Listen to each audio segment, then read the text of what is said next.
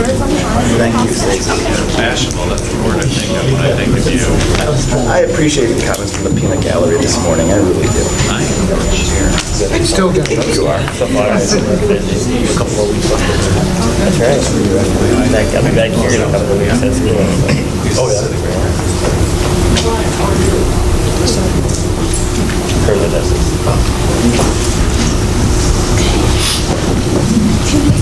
I know.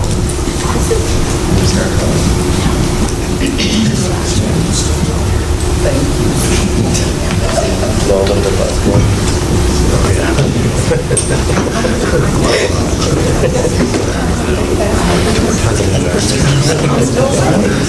Some people might not think that. I know.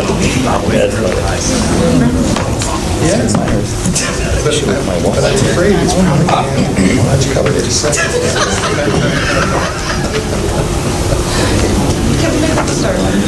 The second one. Well, I plan to be hungover that day, so that's probably just... The third.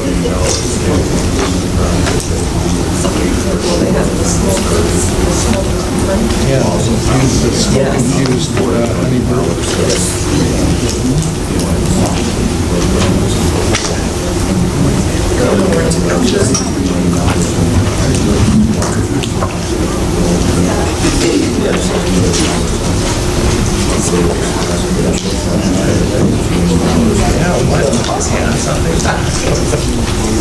Maybe he should be.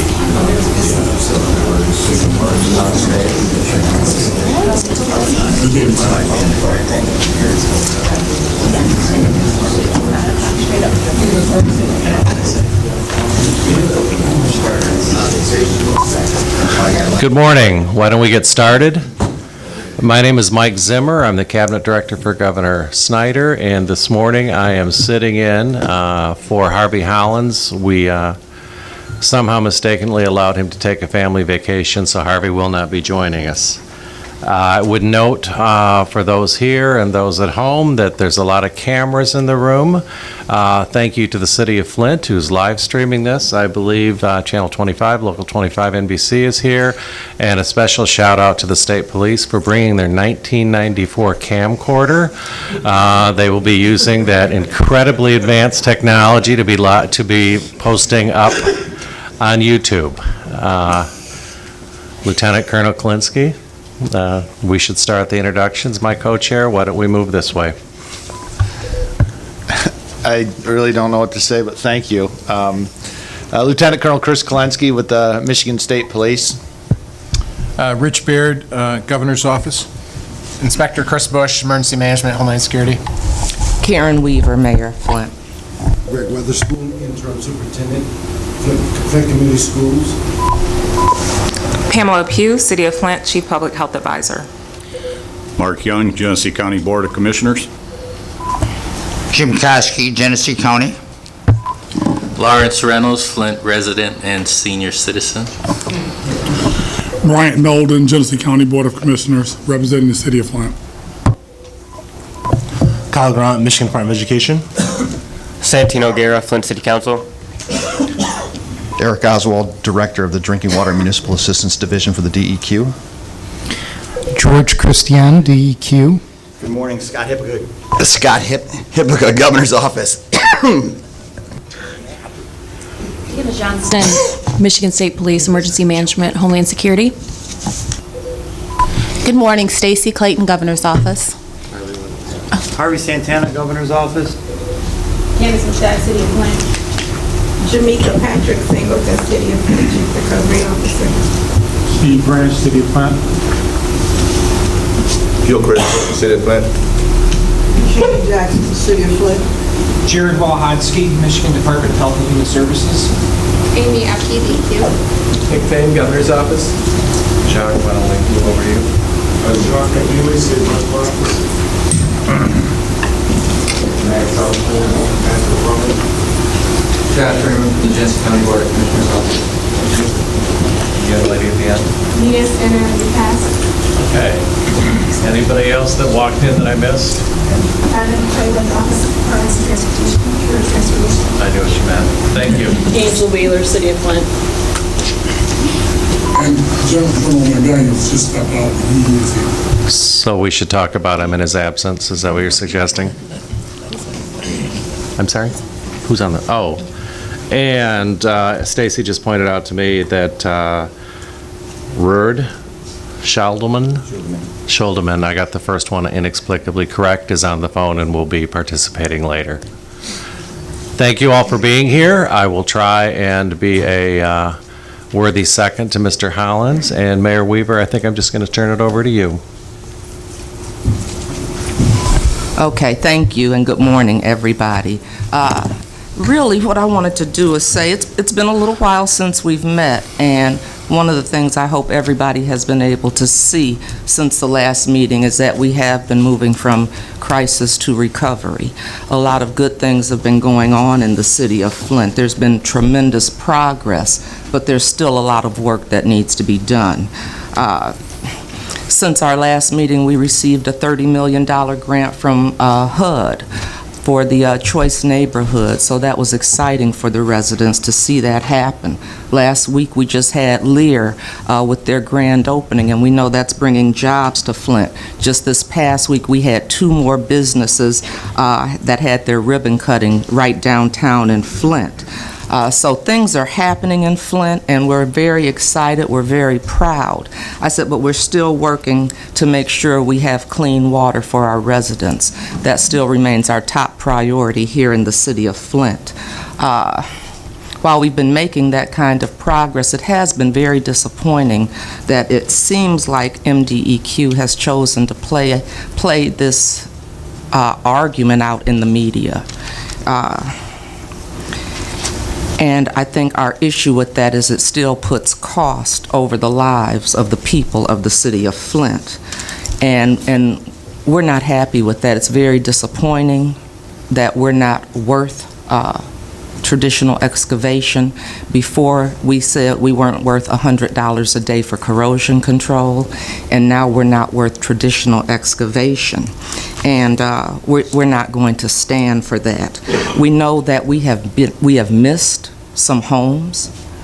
We know we found out accidentally because the plumber is here that showed us what we missed by doing traditional hydro excavation.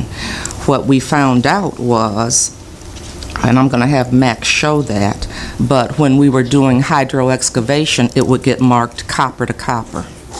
Well, one of the contractors didn't see that and accidentally dug it up and found out that it was fixed with copper, but it was still a lead line. And our goal is to get all of the lead service lines out of the city of Flint. And we don't care about the cost. It's been sad to see in the press that it says we're going over budget. We have not gone over budget. That is not true. And you know what? What if we did? Our lives are worth it. Our lives are worth it. We know in the last few weeks, I went out last week, I was on Court Street. There were 2 that we got, and they said we could not have gotten it through hydro excavation. We were out in the 4th Ward last week on Craig Street. There were 2 more that were missed, that would have been missed had we done traditional hydro excavation. So we know we've missed a dozen. We know we've missed more than a dozen, but we can document a dozen just within the last few weeks. And to be told that those are just casualties of war is very disheartening to the people of this city. It's very disheartening. We don't want to miss one resident, not one resident in the city of Flint. And for people to say that it's okay, it's not okay. It's not okay because the people that are saying that don't live here.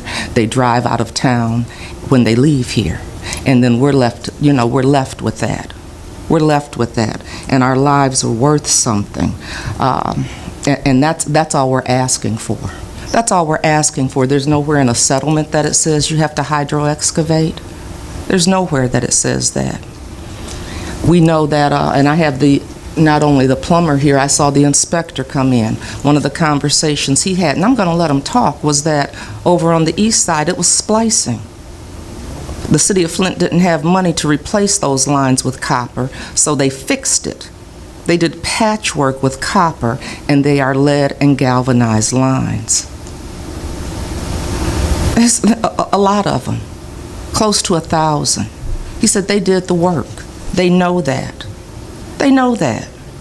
And we're still having arguments about hydro-excavation and why we don't want to do that, why we don't want to cut cost for the people that live in this city. For the people that live in this city.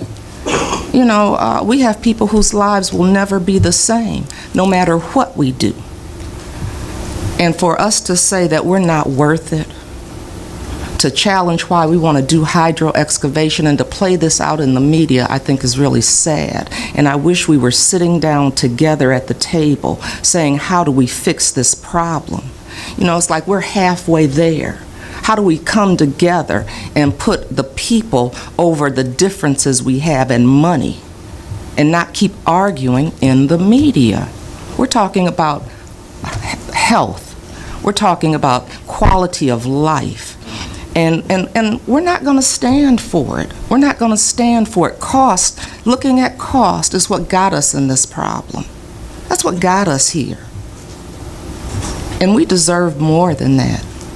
We deserve more.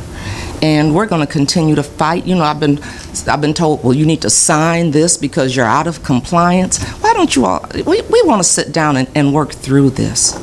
That's what we want. You know, we did it before. But now all we want to do is fight in the media when we have people's lives at stake. I just, you know, it's hard. It's hard because we shouldn't be using our time, our effort, our energy that way. We ought to be doing traditional excavation, giving people the confidence that they need to know that their pipes are good. I mean, I was out the other day, one of the contractors had told me he couldn't talk to me. He was told don't talk to them about what we're doing, about how we're finding these pipes that we wouldn't have found. And that's sad. That's sad that that's what they would say to us. I said, don't talk to us about what you're finding in our city for our people. It's wrong. It's wrong. And Max, can you please show I want you to see this again, because when you go in and you dig the hole, it might look like copper. But if you go 2 feet, 3 feet, 4 feet down, you see it's a galvanized line. You see it's a lead line that hydro vacuum doesn't get. They told us when we were on Court Street, they had to go to the middle of the street to see that. Well, we're worth that. We're worth it. And I'm going to continue to fight for that. I'm not going to be forced or bullied or talked about in the media. I mean, I've been there. You see, I can stand it. So that's not going to push me aside. And I'm going to continue to be a voice for the people of the city of Flint. I'm going to speak up. I'm going to speak out. I'm going to tell you why we don't want shortcuts. We want quality of life, and the people deserve quality of life in Flint. So Max, can you please show this one more time in case people missed it? These are a couple examples of what we're finding. And this is stuff that we're finding underground. Okay? And these are what they're referring to. These are the connections that they're making, and these are repair connections. Okay? And these can be this far, they can be that far. I've had some that were a couple feet back. These are just a few of the examples that we're finding underground. And this had no stop on it. So this went from lead to whatever. These are just some of the examples.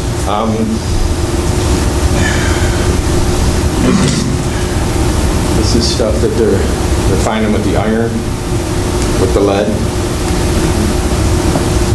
And these are only a few of the this again was a repair underneath there, which nobody would know. There's no way for us to tell. I've been doing this almost 30 years, so you can't tell without visually seeing this. And when it's hydrovac'd this far over here in a hole this big, you can't see it. And I'm not blaming a machine. It's just what it is.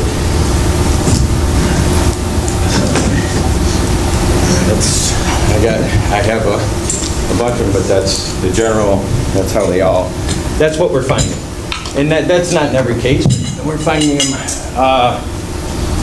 and the more I talk to people and the more I talk to plumbers, we gossip like everybody else, that we're finding it a lot more than what people are saying. I'm just one guy who found it. There's other plumbers out there. So, and I can tell you, I've found more than a few personally that I was on, so. Thank you. And this is the inspector that we were talking about, the east side. Can we get you to stand next to the interpreter, please? Have you guys ever spoke to our, like, foremans, Howard Fwicc or Paul Simpson? Any engineers here? I mean, have they given you good insight on what our... I spent a year last year working out in the field with the contractor. Yeah. So I saw and some of them. And I just have a couple questions about that. Most of the time, am I correct that most of the time the leaks where they're repaired are close to the curb box or close to a joint, especially with galvanized, because that's where it would rust out first. Yeah, that's right there. So most of the time, you're going to find it close to that. What if someone were to use, and the reason I say hydrovacing is because hydrovacing is safer than excavating. Jim, can you use your mic, Jim, so we can make sure we capture it? I'm afraid they aren't going to hear you on the live stream. Oh, I'm sorry. Yep, thank you. Most of your, as I said, most of your connections where they fail is by the curb box, because that's where your threads are, and that's where you're more susceptible. And if one were to hydrovac, of course, to notice, and the idea of hydrovacing was just to daylight, what we call daylight, the material down there. If one were to hydrovac back further, plus there, and then go back 4 or 5 feet or 10 feet and hydrovac again, wouldn't that save money and still make it where, because I know if you start digging, and a lot of these are the way they used to do them, they would put the water line right on top of the sewer line. And your chances when you're digging it up, you're going to break the sewer. Excuse me for just a minute. We are so tired of hearing about saving money. Well, really. It's safer. It's safer. Okay, well, let's talk about public health. We're tired of hearing about saving money, because saving money is not what we're here to do. Well, if you have a copper line, and we've done thousands of line replacements. Rob can attest to that, to the houses. We usually have contractors do that. You never see copper to galvanize. You always see lead to galvanize. And if there's a repair made on the lead line, where it be on the short side, the main and the curb stop, maybe 5 feet away, I mean, we'll splice 5 feet to the curb stop. Yeah, you're not excavating up the whole road, though. When you're doing this, you're just excavating probably to the curb line, correct? Now, let me speak on that. That's where the problem lies, okay? How do we know when they did it? They could have done it 20 years ago. Correct. Okay, so that's where we're finding these, is how do you know who made it? There can be private contractors or city guys who do that. So that's what the problem is. So are you excavating all the way to the main from the curb stop? No. You're excavating to the curb line. We're excavating as far as we would assume that the city would go without, because obviously we can see the road, see if the road's been cut, that's going to give us indications. We just don't go out there blindly and start digging. I've been doing this 30 years, and I know you have as well. So when I speak of this, you can look at the lay of the land and you can go, okay, I can get a feel for this, but we still have to visually see it. Okay? We can't tell if the earth was dug 20 years ago, but we can tell if the road was. That's going to give us an indication. Like I said, we're not just digging in random fields. It's very, No, I totally agree with the mayor and your but just by hydrovac you get the stop box is probably just show you what's there. It's not going to tell you if a repair. The repairs, from my age, they're about 3 feet usually, because nobody wants to dig any further than they have to. And that's where your repair usually is, within 3 feet of now. And sometimes it's worse than that. But when you excavate, from the curb box to the curb, chances are there's other utilities in that area. So hydrovacing is safer than digging around gas mains and the other things you find in there. And my idea is for the safeness of the people Well, I working. think we have people that are qualified and know what they're doing as well. And this is what, I'm not here to argue. Well, maybe I am. But we're still talking about cost, and we're talking about what's going to make the residents of Flint comfortable. And the residents of Flint need to be confident. And hydrovacing does not give them confidence when we know we have missed people. I just don't understand why we can't sit down. I mean, Rich and I were sitting here talking. We don't agree on everything, but we've agreed on goals before.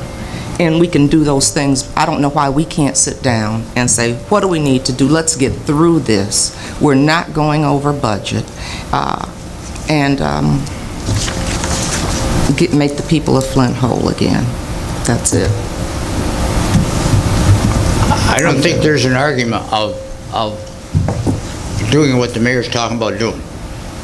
The argument, or the difference is how do you get to that point? And do you do it by we said traditional how we would like to get to that point. I understand. And it fits within the settlement. It fits within the budget. And so I don't know why others are concerned about, as long as we're getting it done, and we're getting it done with confidence. I don't know why you're concerned with how we're doing it. You should want to make sure it's that the people of Flint are comfortable. And that's what everybody here should be doing. And I do, wanting to make and that's sure why I that volunteer. the people of Flint are comfortable. I'm tired of people saying they don't want to drink this water. I'm tired of bottled water. We don't want to be on bottled water forever. We're sick of it. I'm tired of recycling. I'm tired of plastic bags all over my house. And that's just me. And it's just me and my husband. So you think about all these people with kids. We're tired of it. We're sick and tired of it. You go and live this way. You come and live here and have to deal with it. I need a bigger recycle bin from whoever the garbage people are. I'm tired of it. I'm tired of it, and I'm tired of people having fear and anxiety and anger. We want to move on. And this is a way for us to move on because we know we're not missing anything. And we'd rather be, safe than sorry. I'd rather take longer and make sure it's right. I'm not trying to overspend. I'm not trying to save. I'm trying to do it right and make people in Flint be okay again. We want to be like everybody else. And some of us will never be like everybody else. That's all. I have a question. When we were here last, Jim, if you could turn yours off. When we were here last, you agreed with, you affirmed the position that the city was taking. And I just want to know, what is the difference in the last time you were here to today? Well, I had totally agreed to try to find all of these things. My question is the traditional excavation is safe and is any better than doing it a different way? Faster and safer, and yes, it costs less money, but that doesn't make it bad if you do it. And I've always been of the thought, because originally, if you recall, when we started that, we didn't use hydrovacing at first. We were excavating everything. And I brought that up a long time ago, that today, almost nationwide, they're doing it this other way now. But they weren't catching, like it's been brought up, they weren't catching the splices in the line by hydrovacing. And that's correct. I haven't changed my position. I just want to understand how one way is better than the other, looking at the whole thing. And as far as caring about the people of Flint, I wouldn't be sitting here, because I'm a volunteer. and I volunteered all last summer. And I was offered to be paid for it, and I wouldn't take it because I care. That's good, and we appreciate that, but we want to make decisions about us and for us. You know, this is local. This is local, and Nationwide is not on our side right now. We're not trying to do what they're doing across the nation, because what's going on across the nation isn't what happened in Flint. And that's what we have to remember. Yep, our water's better. Yep, we're replacing the lines. But what happened in Flint is different than what happened any place else. And so sometimes you have to do some things differently in a place that's different from other people. So that's it. Yes. I'm sorry, can I make one more point? Well, when they were in Hydrovac, it wasn't the people that I was with. It's documented that I fixed at least a half dozen lines at the Hydrovac. When you Hydrovac, it doesn't disturb the lead, it doesn't disturb the copper, and it disturbs galvanized. I have made repairs, so many, like I said, I'm one plumber, so I'm not talking for everyone. I personally done at least a half dozen that were emergency calls right behind Hydrovac. So at one point when they were doing that, I almost had to be on standby, ready to go, because them folks were going to be without water because of that. I'm not saying it's better, it's worse, it's different, but as far as safety, we've spent half our lives underneath the ground. You know, it's part of life. It's like telling someone who washes windows they shouldn't be on a ladder. There's nothing any more unsafe than a person on the GM line. How many times do we hear about that? More than, you know. So the unsafe, and that's why we have skilled workers. And through the state, through everybody who I've seen, I haven't had any resistance, because I am licensed through the state. They are aware of what I'm doing, they're aware, and I have not, everybody's been great. So I don't have a dog in this fight as far as, the thing that bothers me is, I was one to come on. And I sit back and go, okay, not them folks, the next folks that buy 10 years from now, 20 years from now, those lines are going to be in there for how long? So that's why I brought it up as soon as I found it. That's why I wasn't I'm not running for political office. I'm going to be a plumber, and I'm going to be a master plumber's license. And that's how I'm going to, so.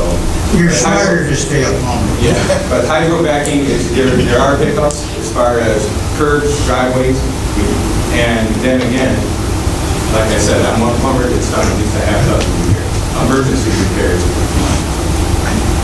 So yeah, we guys have all the, okay? So Max, if I can follow up, nice to see you again, by the way. Nice to see you. Are all the ones where you found the splicing, are they on the city side?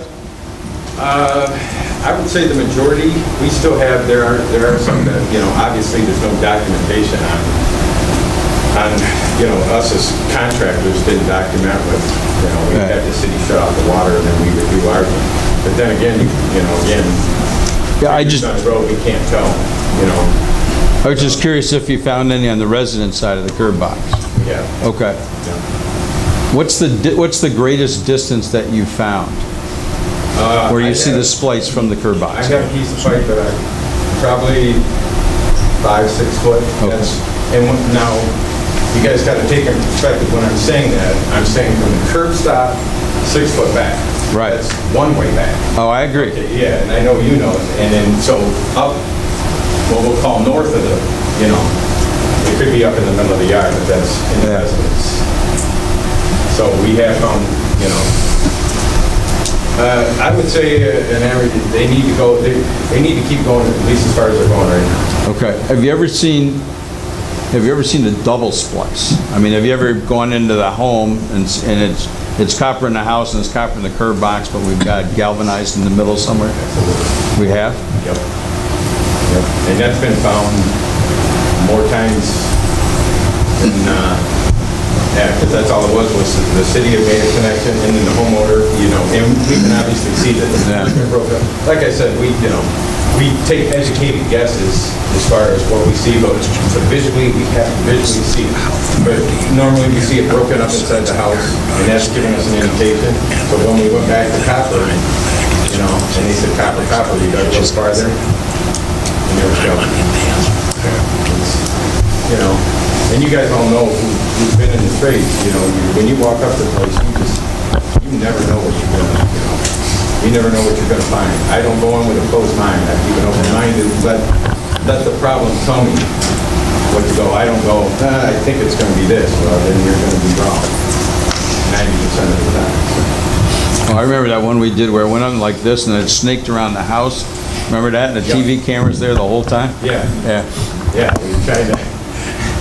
So, what's the advantage of excavating over doing sequential hydrovac, potholing? Well, and to say like the mayor says, I'm out there, I talk to the people, and when this first started, people came rushing out, told us their story. There's no other way to say it. They lift up shirts, they show us stuff.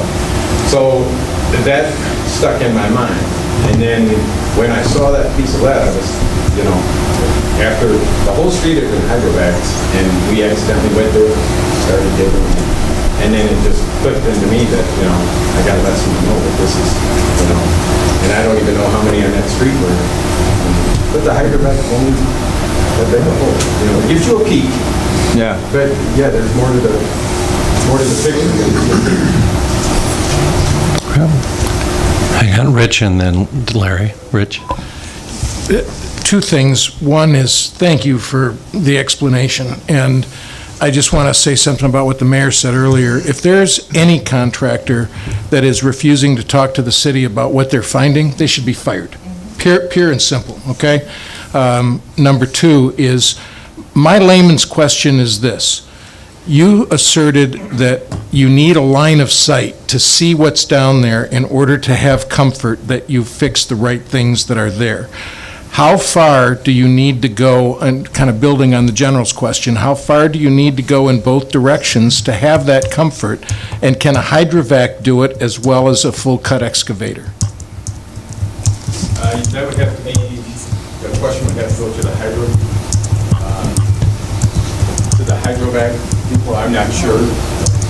Oh, the one question should be towards the hydrovac. I'm not 100% sure if they're, all I can do is speak on what I do, so. And you know what I was thinking, Rich, when you're asking that, and I get your question, but I think some of it is not to make,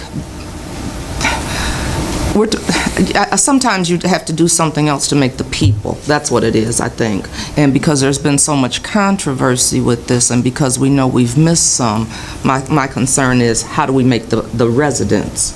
So they might say, well, if we do it 10 times in a row, we'll get it. But I don't know if that's what's going to ease the mind of the people. And so we're thinking about that as well.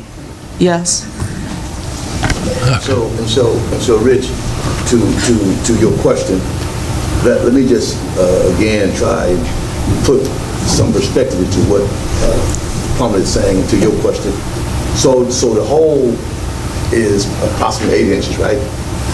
So let's say we got to dig a hole here 8 inches. So you really would need to take and tie the same hole together to keep moving, like to trench it, in order to be able to reach that point of where you're trying to go. Because if you take and say you dig 8 inches and then you go 4 feet further up, now what you have done is that, so what if, hypothetical, what if, Rich, that in that place that you skipped right in there, what if that is where you had a splice at? You missed it. So the only way that you could possibly do what you're saying doing is that you'd have to tie in, the hydrovac would have to continuously tie in, like trench it all the way out through to the point to where you're trying to get. And I think the question that you're asking the plumber is, how far would one have to go to be able to say that he is in a comfort line of comfort in the mind to say, we caught it. Does that make sense? Yes. I didn't know the answer, which is obviously why I asked the question. I don't know enough about hydrovacing. It's just, but I do understand that our contractors need to have a comfort level that they're remediating what is actually wrong down there, and that comes with knowing how far you go both ways to get that comfort. And my question is simply, if a hydrovac is safer, can it trench in the way we're talking about? And if it's not, then a full cut excavation is probably the smarter way to go. I'm just asking the question. I don't know the answer. I can answer as far as what the hydrovac, obviously it's, for lack of a better term, it's a vacuum. It's taking all the dirt in. You do that to probably 3-4 houses, you have to go empty. And then you have to bring back in dirt. So, like I said, all I can do is give you the facts. I'm not 100% sure, but you know, if you talk to a hydrovac person, I know that you'd have to have, probably to get done as quick as they are, you'd probably have to have 5 hydrovacs on each side of the road to keep going, and they'd have to be emptied. So that would be something that you guys would have to ask them. But I know that when I've done it, and we filled up a hydrovac very quickly. Okay, we're running about 15 minutes behind now, but... Let me add one more piece to that, Rich, that I think one has to also take into consideration, is that we're also talking about the expense of the water that's on the city that the hydrovac is using. That does not encompass that when we paying the water bill. So the hydrovac is using water to do that. So I know that one has not considered that, but that's also need to be considered as well when we're talking about those tanks that has to be filled up. Now, I asked a question, so how much water are we using to be able to hydrovac? How much water are we using? That bill has not been paid, has not been told what that costs as well. So I think that when you put all of the pieces together, I don't think that there's that much differential in savings. I don't think so. It might be a little bit, but I don't think it's a whole lot when everything has to go into what has to be done. I think if you look at all of the components that has to go into it, I think that it's not just changing one piece of it, because if we just go back to where we are, you're only talking about an 8-inch hole. So now, in order to be able to do what they say, well, let's go with the hydrovac, and then also that's extra cost as well. So it's not the same thing as we saying. You understand what I'm saying? Okay. Gil, Huey has been I bet Huey's paying attention to the water bill. I'm most certainly.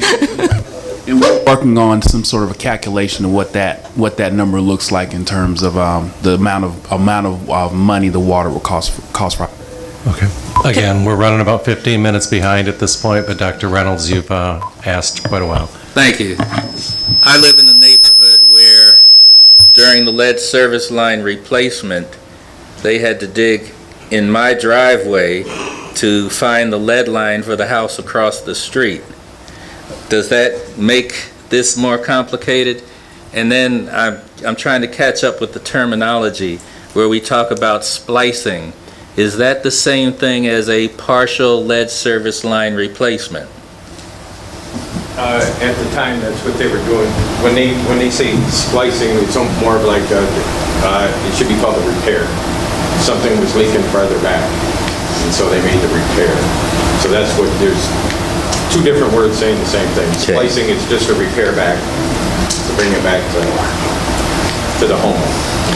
And I thank you for that clarification, because I'm trying to pin down, when I read an environmental health report written in 2010 about what happened in Washington, D.C., they talk about partial lead service line replacements having unpredictable release of lead for up to 4 to 18 months. Mm-hmm. And so I think that's getting to the heart of my concern as a resident, and perhaps the city of Flint people's concerns, and what you've suggested. So this is nothing, speaking as a reckless observer, I don't think this is anything new, and I thank you for being so careful. You're welcome. Okay, the only thing I would add is partial lead service lines are now illegal in Michigan pursuant to the rules that we all developed together. I'd like to move But on. they were under the ground, and they are under the Right, ground now. right, absolutely. I'm talking prospective. And Yeah. before we move on, because I really, I see your. I know. I'm gonna- I'm not very good at hiding. No, you're not.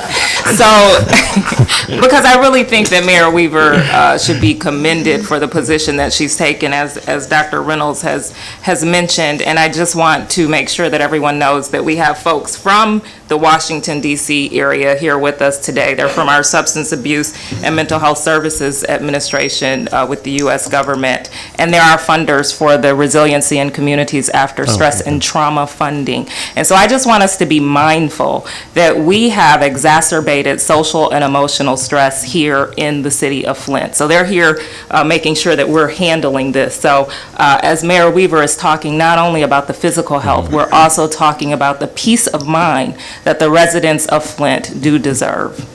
Thank you. Mr. Young, county update? Yes, I just want to do a quick update on the Healthy Start program. We have several processes in place. We are going forward. We have regular meetings with HRSA on that. Our partners continue to meet and work on data sharing processes to minimize duplication in contacting the residents. All of our partner contracts have been signed except for the one with MSU. We're working through those details as we speak. We're hiring staff to conduct the outreach, case finding, and assess children's needs. And other community agencies are also being identified who could assist with this work as possible additional subcontractors such as Genesee Health Plan and the Krim Foundation.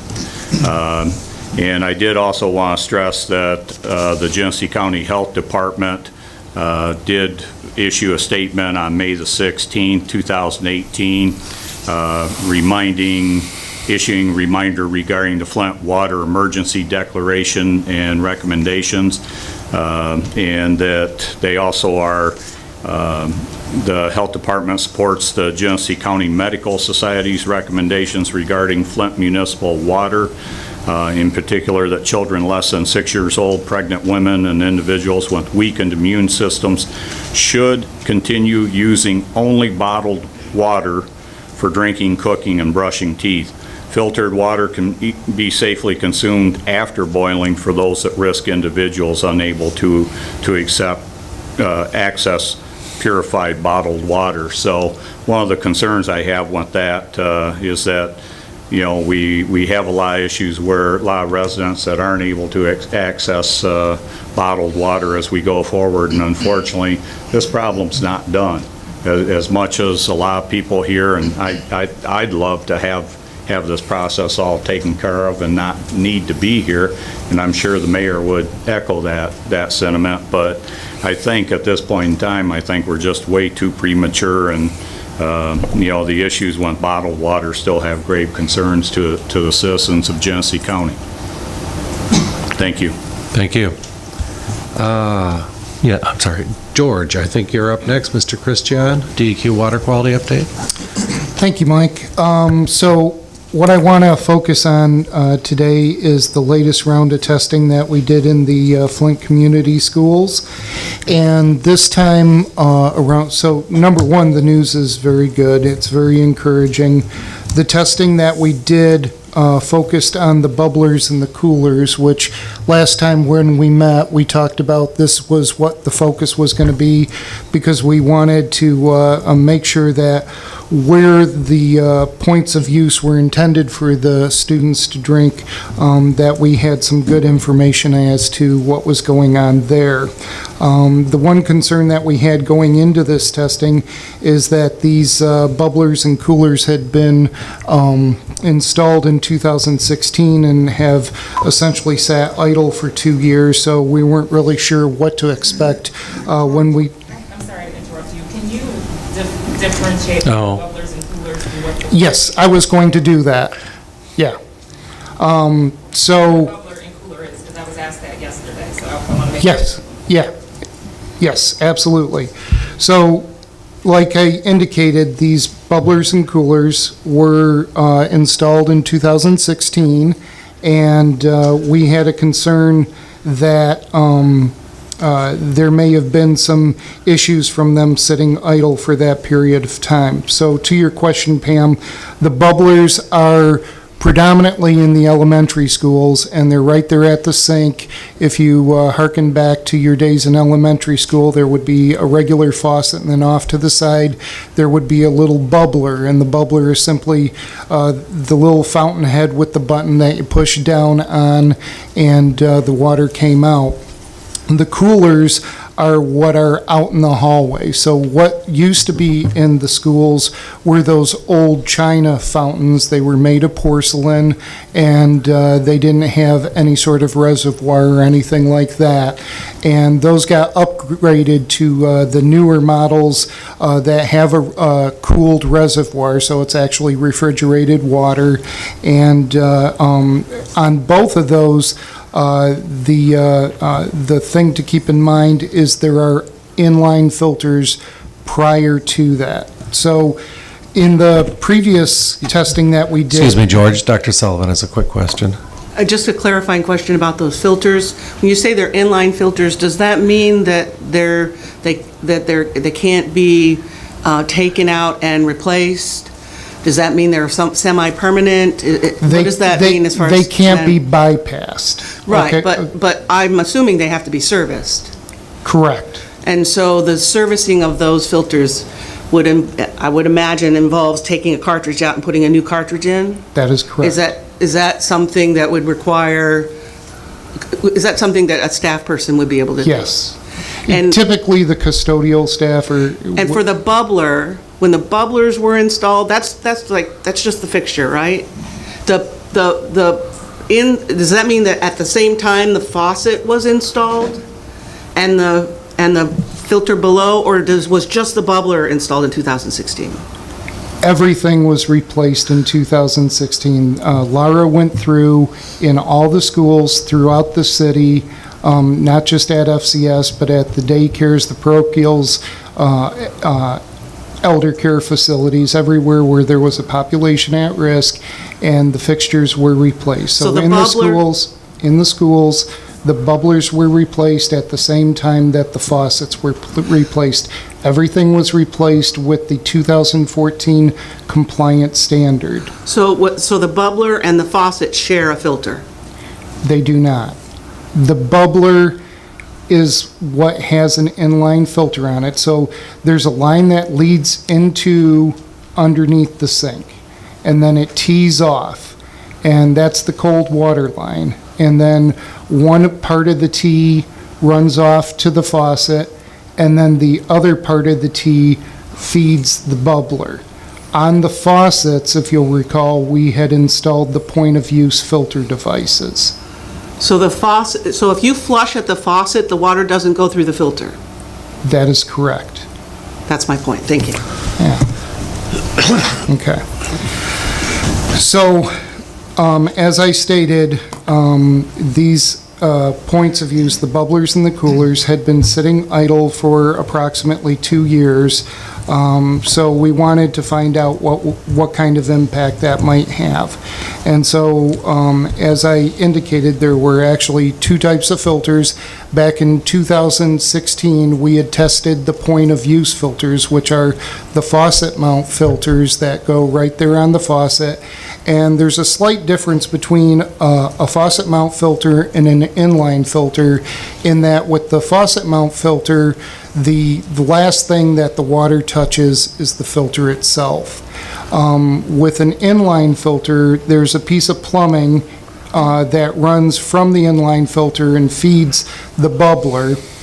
And while that all of that met the 2014 requirements, we had a concern that if it was sitting there for 2 years, that there might be some issues. So what we did was we implemented our sampling protocol, which was a 2-day process.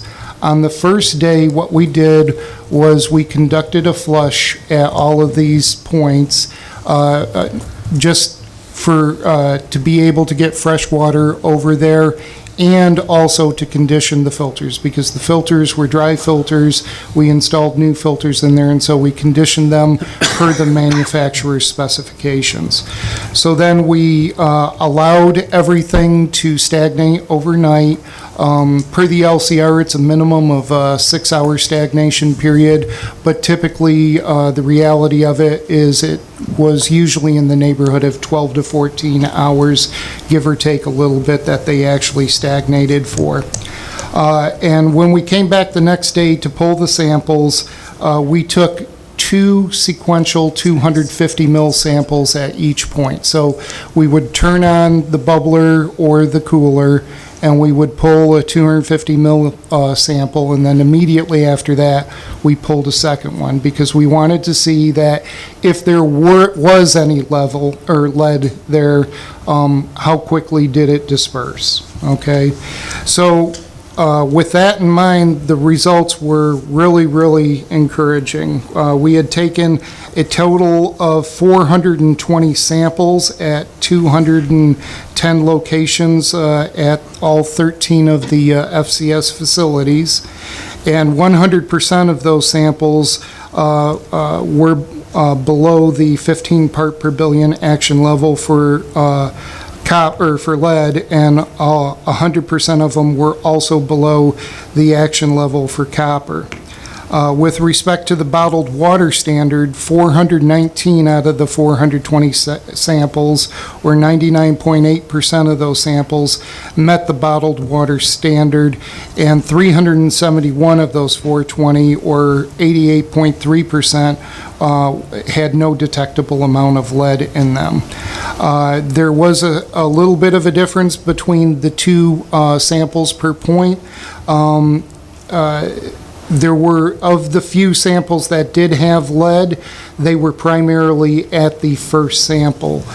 There were only 5 samples that contained any measurable amount of lead in the second sample. So 97.6% of the filter 2 samples were non-detected. So the second sample, almost all of them were non-detect. So whatever minor amount of lead there was there quickly dispersed. When you take 2 samples immediately after one another, the second sample isn't a measure of how much the lead is dispersed, it's a measure of how much lead was that much further back in the line. So if the first sample has lead and the second doesn't, it just tells you that it's more likely that the lead that's present is in the immediate vicinity of the bubbler rather than further back.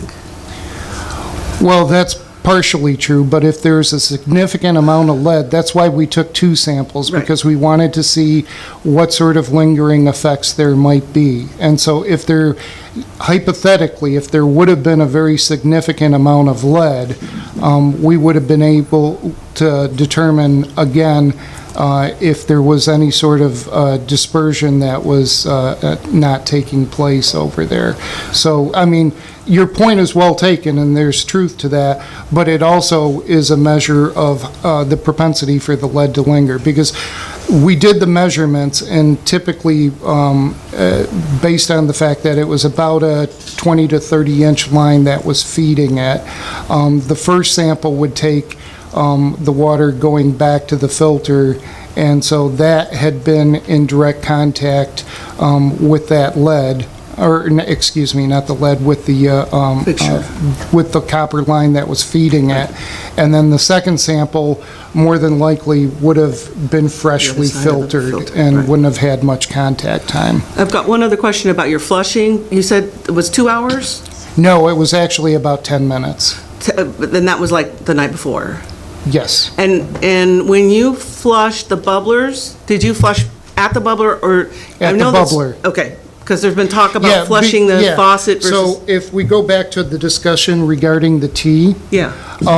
So we wanted to make sure that we were flushing that copper line that was feeding the bubbler, because if you'll recall, I indicated that that had sat idle for 2 years. Right. So we didn't know what kind of effect that was. So we flushed at the bubbler for approximately 10 minutes because we wanted to ensure that there was water that wasn't 2 years old sitting in that line, and we needed to condition the filter per the manufacturer's recommendations. Right, but 10 minutes would have been what? I mean, that's still water that was in the school, right? That's not fresh water. It depends on the usage pattern of so the assumption is, what we wanted to do was isolate where that bubbler was. Okay. Okay, and so that part had not been used for 2 years. When you go back to the T, however, that part had been used because everything behind that had been coming to the faucet. Yeah. Very good. Okay. So then, just a couple of other points to make here real quick. Out of the 13 facilities, the good news is 6 of those facilities had non-detect for lead at all locations, so that was very good news. You mean all bubblers and coolers? Everywhere that we tested. 6 out of the 13 facilities were ND everywhere. So what we're just simply suggesting is, regular water usage certainly is encouraged just to help maintain the water quality. The other thing that I'd like to very briefly talk about is the city has officially taken over the LCR sampling, and we've been able to communicate with Rob Benzik here, and it sounds like the city is doing a great job at making sure that they're pulling all of the LCR samples that are required per the settlement agreement and per the LCR requirements. It sounds like they're right on track with everything. I don't have any results. That's the city's endeavor right now, but it sounds like that effort is going very well. Thank you, George. One other sure. quick. So the plan going forward then is for points of use for school children not to consume water from faucets. Yeah? Well, ultimately, and I believe the superintendent is going to be discussing the plan forward. Right, but based on what you've done, your testing, you're assuming that the points of use for water for consumption for children will only be bubblers and coolers. The testing that we conducted was to confirm that the bubblers and coolers that had been installed were being effective in doing And so what they... in the schools, there won't be point of use filters. I'm not the person to answer that question. As I indicated, the superintendent is going to be discussing what the plan is for the schools moving forward. All we're doing is providing information to the superintendent. Would your recommendation be that school children should not drink from the faucets?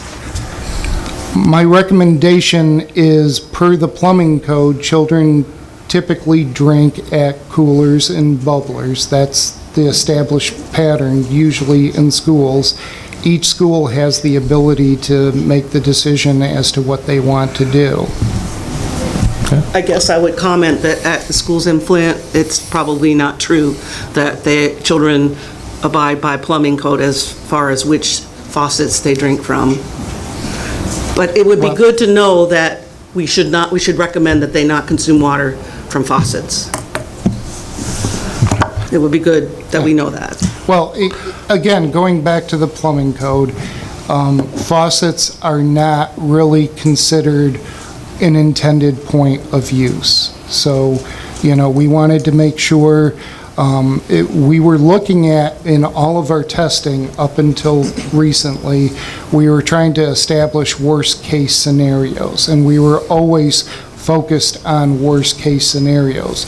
We did do some filtered testing in 2016 to demonstrate that the filters were effective, and it clearly showed they were effective. And now that the water is better than what it was back in 2016, it continues to show the same thing. Okay. Thank you, George.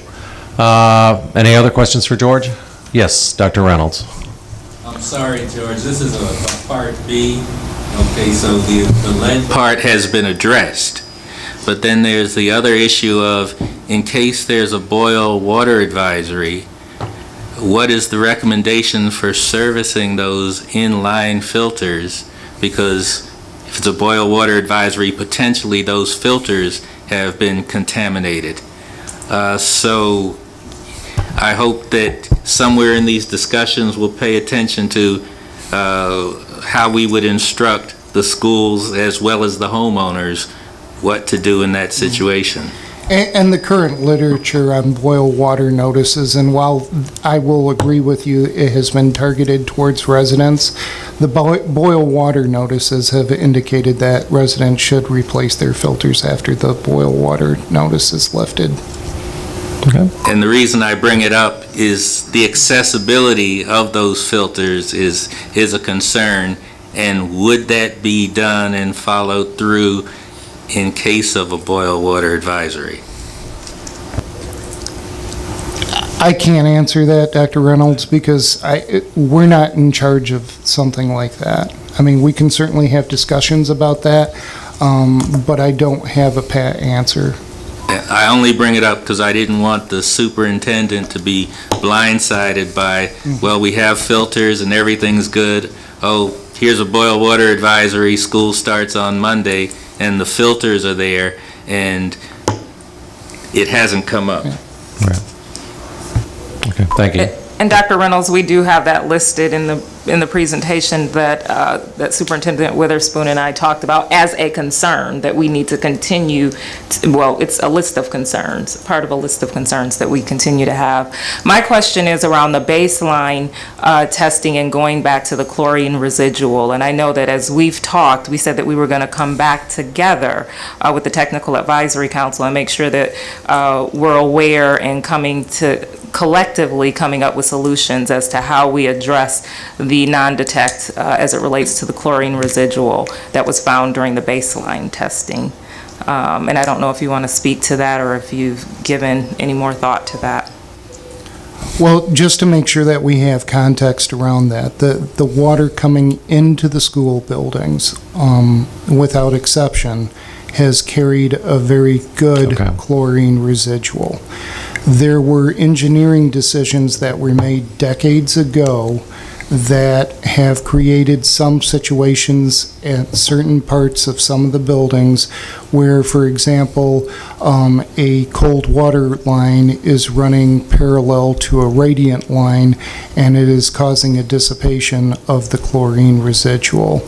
Likewise, there are some other areas in some of the buildings where there's a recirculation pump, and partially because of the diminished usage of the water in the schools, these recirculation pumps just keep on recirculating the water, and due to the friction of the pump and the heat that's generated by the pump, it tends to warm up the water. So you have another instance where you can have a dissipation of the chlorine residual. So I just wanted to make sure that we were clear that the water entering the buildings does in fact carry a very healthy chlorine residual, and so we do have in some of the buildings some engineering decisions that were made decades ago that are having some impacts on the chlorine residuals, and we can certainly discuss that. Thank you. Mr. Hippica, could you give us a brief update on where we are on Fwicc if we are now 25 minutes back? Sure. So in October of 2015, the governor appointed an independent task force to examine the Flint water crisis. In March 2016, that report was released. That report included 44 different overall recommendations. 3 were given to the city, 3 to the county health department, and then 3 to the US EPA. 35 were given to the state. Of that, the state has completed 26 of the 35. So from a percent completion perspective, which the folks in this room who I work with a lot know, I track overall data. That's what I do. So 59% overall of the 44. And this with the state-specific items that the state was requested to examine, there's 74% complete with those. I can't speak to the county, federal, or city referred items, of which there were 9 of those, and the state is still working through potentially 9 of those that are on the list still remaining. So that's a high-level summary, Mike. Any questions? And if there's any questions, I did provide a handout prior to the meeting, and I'm happy to address those afterwards if anybody has any specific questions. This is the handout that was given to the folks at the table, as well as some in the room as well. Thank you very much for being prepared as always, Scott. Are there any quick questions for Scott? Hearing none. The next presentation is the name that I butchered the first time. Let me see if I can apologize to him by getting it correctly. It will be a KWR update by Ruud Stoltenberg. I totally screwed it up again, and Rich Baird. So I'm going to tee up Ruud, and fortunately, Ruud has a nickname which I quite like using, which is Rudy. So if you have any questions, Why didn't you tell me that at first? we like to see you bumble around there, Mr. Chairman, acting. Just let me tee this up. In 2014 and 15, we had 2 outbreaks of Legionnaire's disease in the city of Flint. They coincided with a change in drinking water quality in April 2014 when the water switch was made. So to address the issues associated with protecting the people of Flint, the Flint Area Community Health and Environment Partnership, known as Fwicc, was established by the state of Michigan to execute a very large, complex, and multidisciplinary project which has the title Enhanced Disease Surveillance and Environmental Monitoring in Flint, Michigan. Fwicc is a team led by Wayne State researchers who specialize in environmental engineering and public health, and they were conducting an independent study to evaluate the possible association between changes in Flint's water system and public health, specifically the recent Legionnaire's disease outbreak. In 2017, Fwicc drafted a number of journal articles that were supposed to explore the statistical relationship between the change in water source and the incidence of Legionnaire's disease in Flint and other southeast Michigan counties, and the prevalence of various strains of Legionella found in the cities of Flint and Detroit. During Health and Human Services Michigan's review of the articles, experts discovered what they perceived as flaws in the research and requested an external independent third-party review. The KWR Water Cycle Research Institute was selected, and they published their results in October of 2017. This body is familiar with KWR. They've appeared before this body twice since we were formed to discuss the work they had done in the Netherlands as well as other places. KWR's review indicated that they had some concerns regarding Fwic's findings, including the statistical relationship between the change in water source and the incidence of Legionnaire's disease. And based on these concerns, the state of Michigan asked Fwicc if it was willing to continue the partnership under the independent review and oversight of KWR. Fwicc indicated that they did not wish to do so, to continue under those conditions. So in the interest of completing the original intent of the project, the state of Michigan contracted with KWR in an effort to address the original intent. KWR Water Cycle Research Institute is a scientific research firm based in the Netherlands that generates knowledge to enable the water sector to operate water wisely throughout the world and to address complex water challenges. The name KWR stems from the worldwide organization known as KIWA.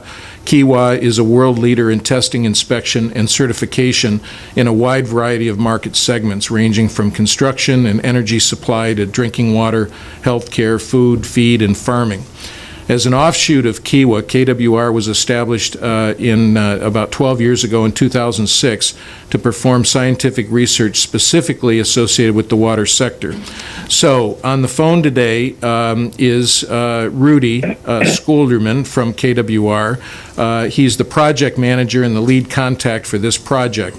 He is an international experienced management consultant specializing in development of research and development and innovation programs in energy, water, and sustainability markets. And he is going to give us an update on KWR's scope, findings to date, and what the expectations are as they continue their work. Over to you, Rudy. Okay, thank you very much. Can everybody hear me fine? Okay.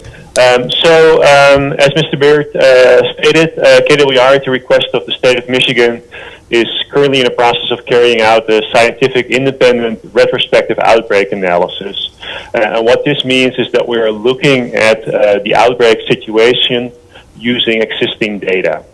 And the objective of this study is to investigate the Legionnaires' disease cases in Genesee County in 2014 and 2015, and to determine the strength of association with possible Legionella sources. And the strength of association comes from the number of cases that share a particular exposure and that can point to a possible source of exposure, a water system.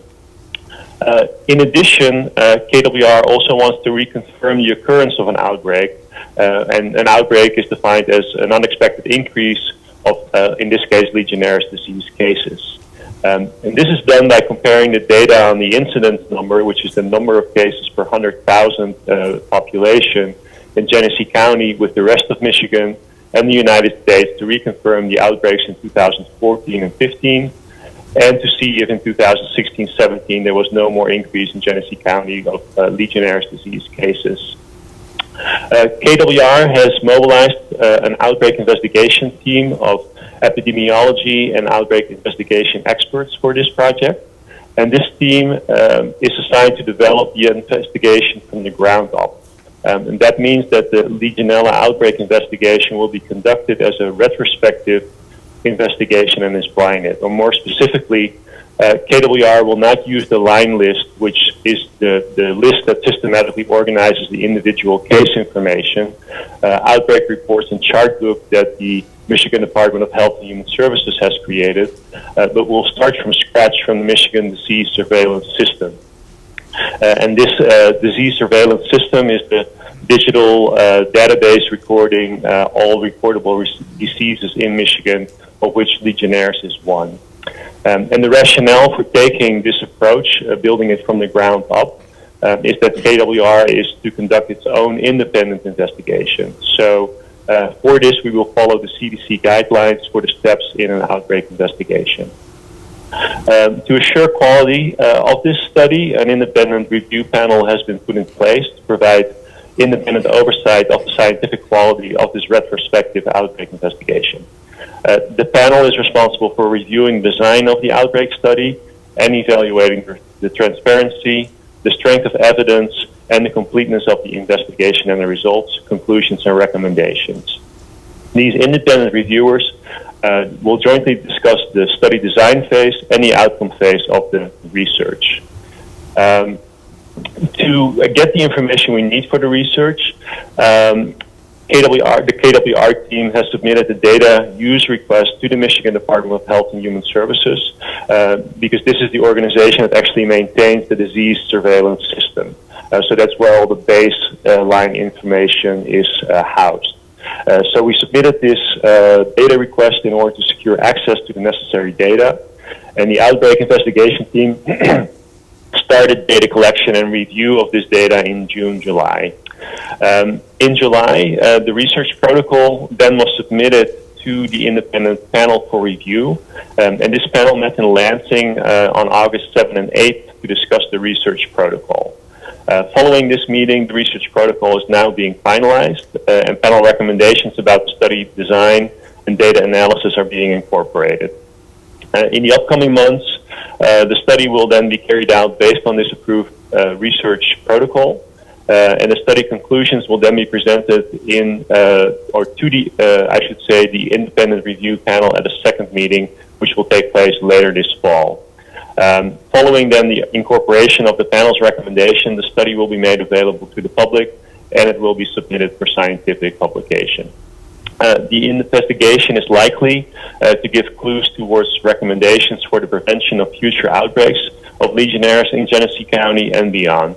And these recommendations will be translated into practical and feasible recommendations for control of Legionella in and the transmission of Legionella via the associated types of water systems.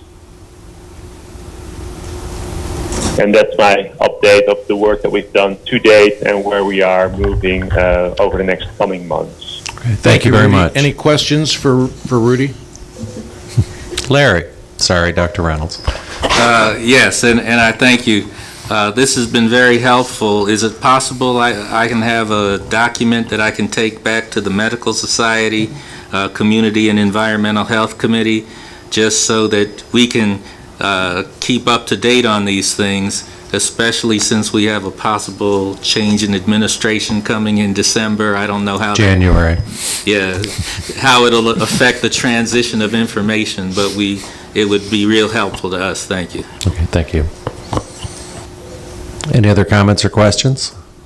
Dr. Pugh, I see you reaching for the button. And I would just say the same, if we could get that information. And I know in the past, it's been really good for us to have that information. I know when the NSF group was coming to do their research, it was very helpful to have that information and look over it. Okay.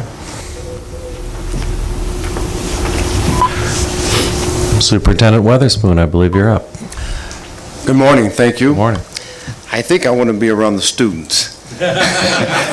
Adults are so serious. Good morning again, and welcome to Flint. For those of you who don't know, I received my assignment in Flint March 15th, and I'll be finished today. So in my short time here, the board has directed me to follow up with all the water issues and to then work with a partner. Our partner has been the Medical Society and the City of Flint. There's no way that a superintendent can make all the smart decisions that need to be made without knowing the history. So the history that has gone on was provided to me by Dr. Pugh. And I've been in meetings with about a third of you around this table. So I'm still putting all the pieces together and following suit.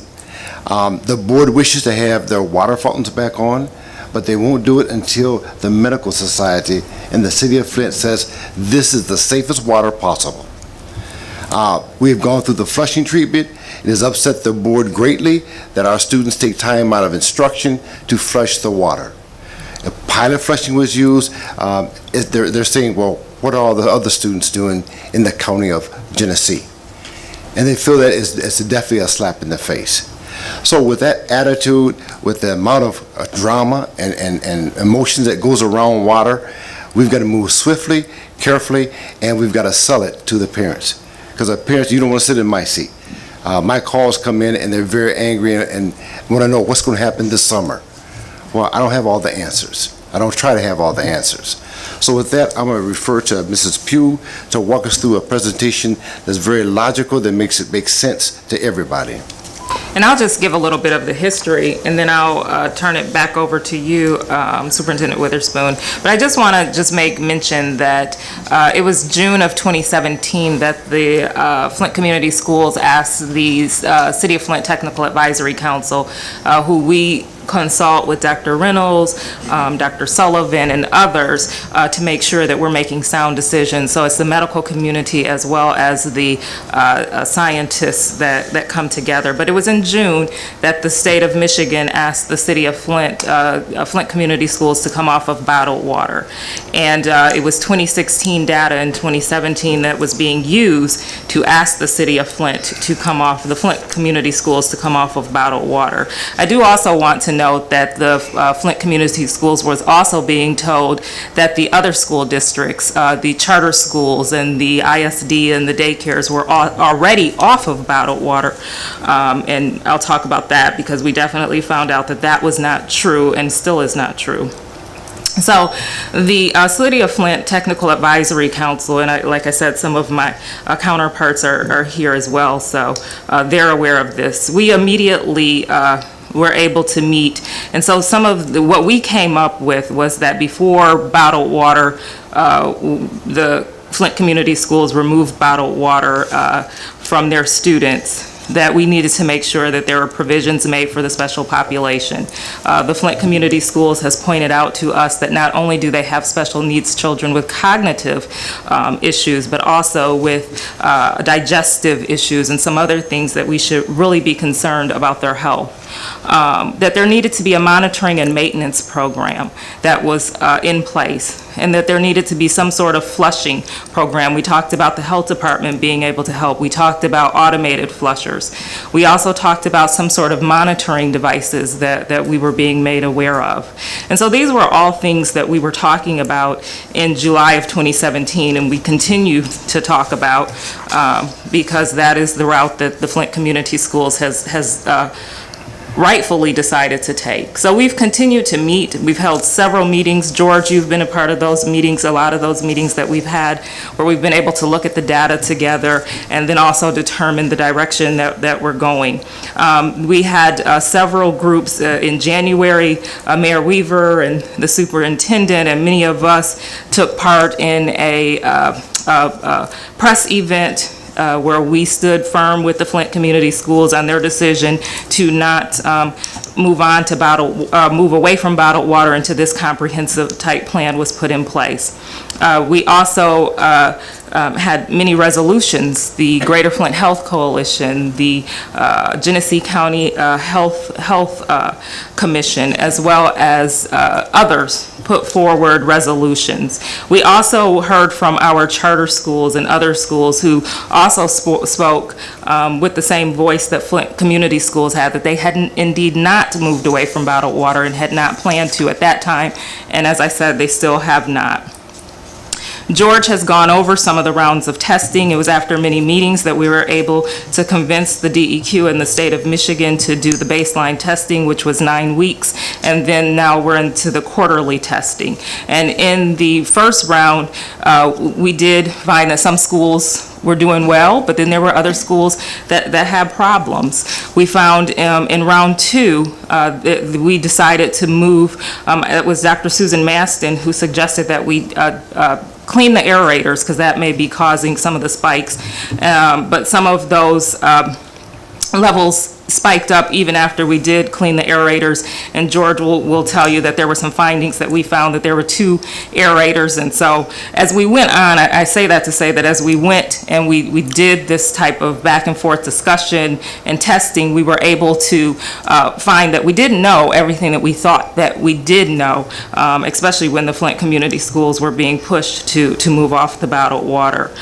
So as it stands right now, I'll just really quickly go through some of the concerns, and then I'll turn it back over to superintendent. There are no laws or regulations that will require ongoing testing at the Flint Community Schools or any other schools in the city of Flint. And so that is why we think that we know we have to get it right, in addition to the fact that, as we stated earlier, the parents and the students in Flint need that peace of mind. So as we're having this rush to an end, that we feel that the state is pushing us to this end, we feel that there needs to be some comprehensive planning. There was the announcement of some model funding at this table, and we've quickly found out that model funding that was intended for Flint was not going to be enough, or the intended use was not going to get us to some sort of comprehensive plan. I mentioned Dr. Reynolds talked about some of the concerns that we have. Dr. Sullivan has mentioned some of the concerns that are listed here, so I won't go into those. We do know that our child care facilities, as well as our schools, they're unique environments. We have times where the water will stagnate longer than 6 hours, longer than 12 to 14 hours. We also know that, as we talked about some of the remediation techniques that we've talked about, we need to go further in detail with that. So I won't list everything here. One of the big pieces, we know we have to have parent engagement because we need to have that confidence rebuilt. One of the other issues that I will also talk about is that as it relates to Flint Community School related communications. There's been a lot of communication that goes out. It's misinformation, it's confusing information, it's not coordinated in the way that we've asked that MDEQ coordinate that information with us. So I'm going to stop there, and I'll let Superintendent Witherspoon talk about the approach that they want to take. We will definitely be on bottled water for the beginning of the school year until we resolve the issue. So we're prepared to go with bottled water. The second part is that we are being approached by philanthropists as well as donors who are asking, what are you doing next? So we are sitting down, the city and the district, and figuring out what are the next best steps. What are the safest steps? And so we're getting proposals that are putting on the table that would talk about the quality of water that you would meet in a surgical room. So we're talking about zero base.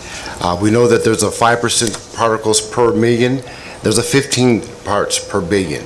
We want zero. Our kids have already been exposed, so we're trying to work with everybody around us. We see that our filtration system is not the same when I walk into Genesee Health Systems or Power School.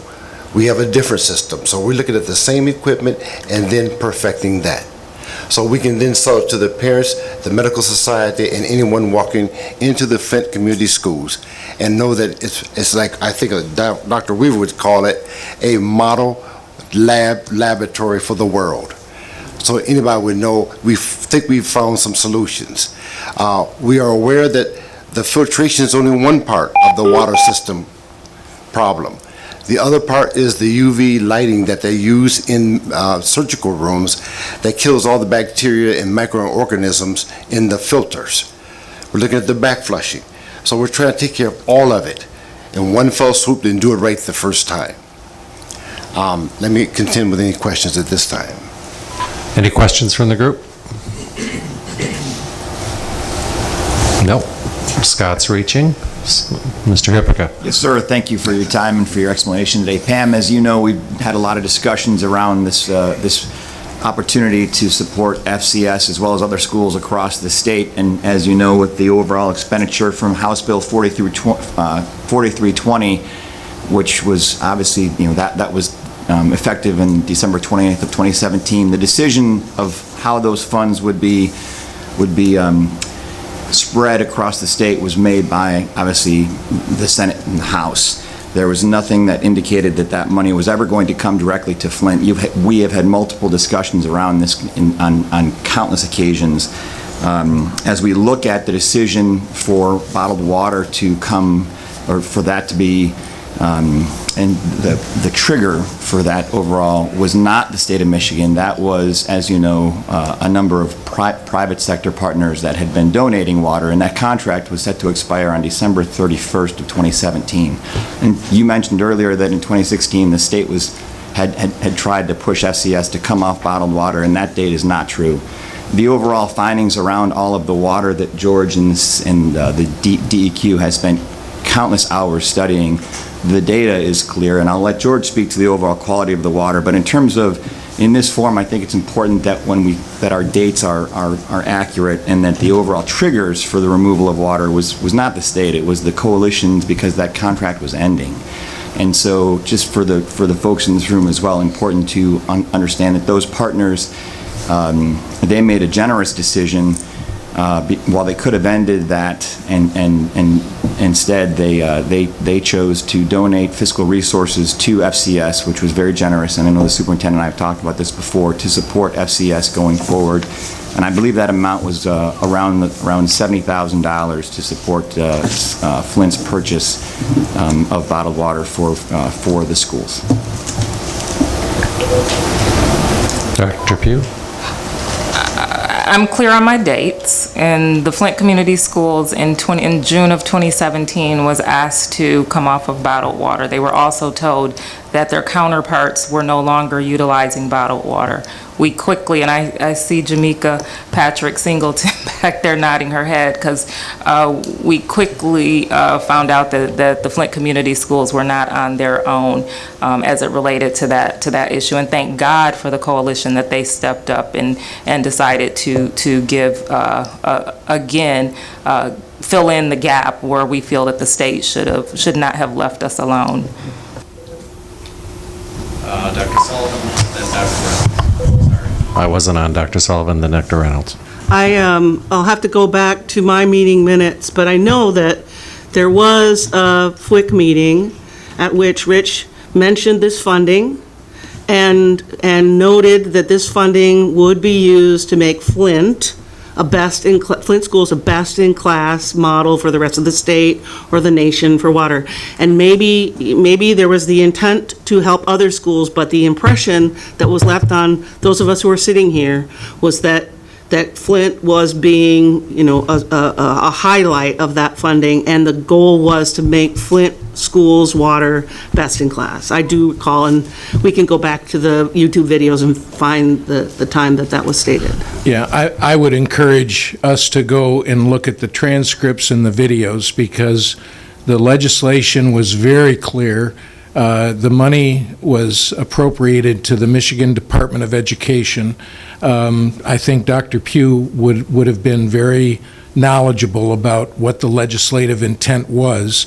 And in that meeting, what I said was that we've learned an incredible amount about school water quality and best practices, and we should use that knowledge to make Flint the model of what all schools should be doing, and the schools need to be properly educated throughout the state.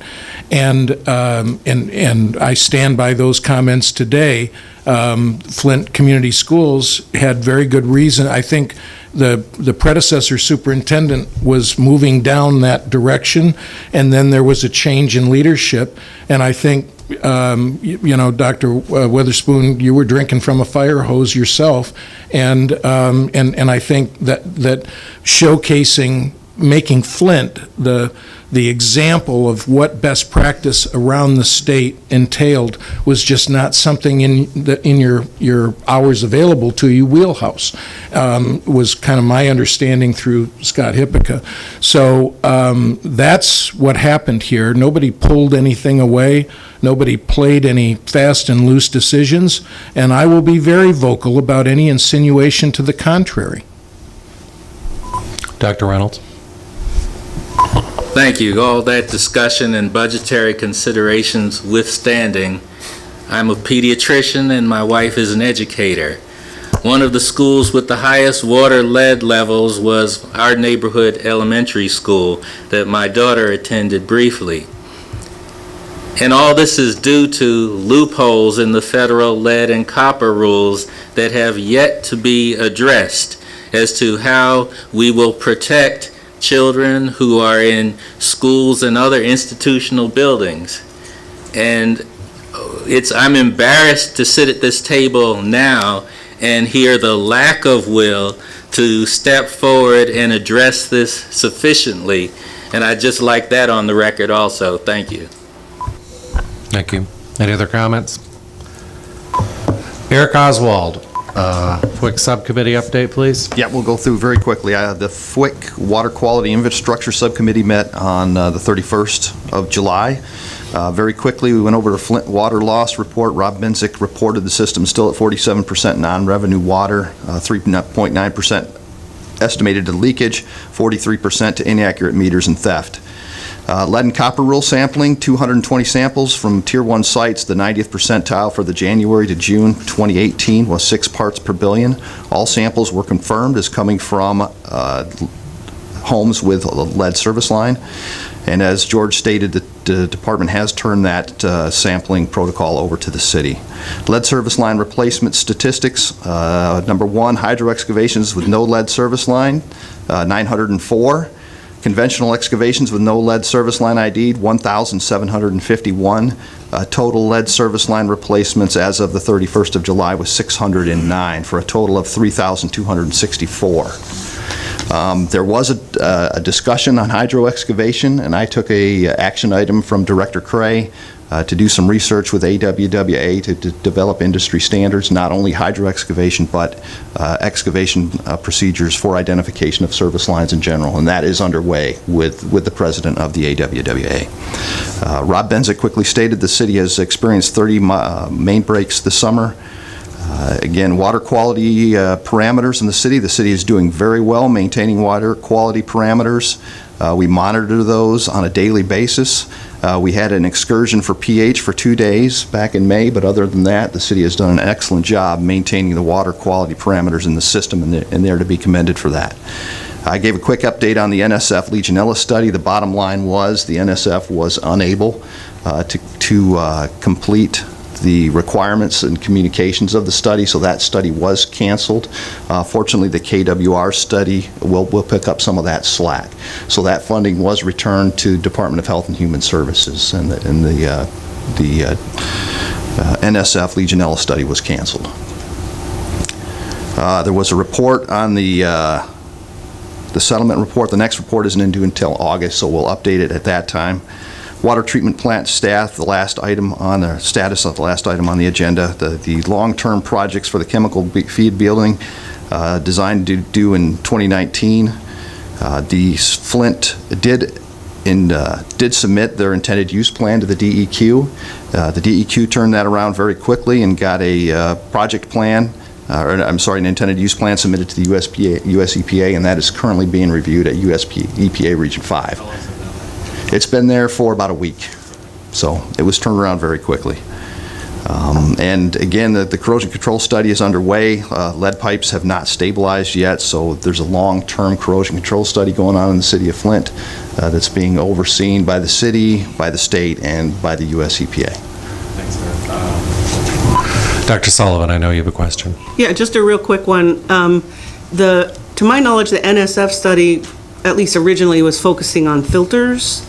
The KWR study, from the reading, from what I hear, is not. No, it's not. It's not, okay, I just wanted to make sure.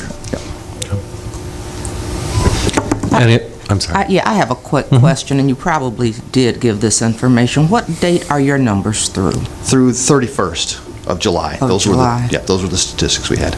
Okay, Yes, I was going to say, because they don't match the numbers No, they I won't have, be current. Okay, I just wanted to check. Thank you. Okay. Thank you, Mayor. Any other questions for Eric? Yes, Dr. Reynolds. I'm sorry.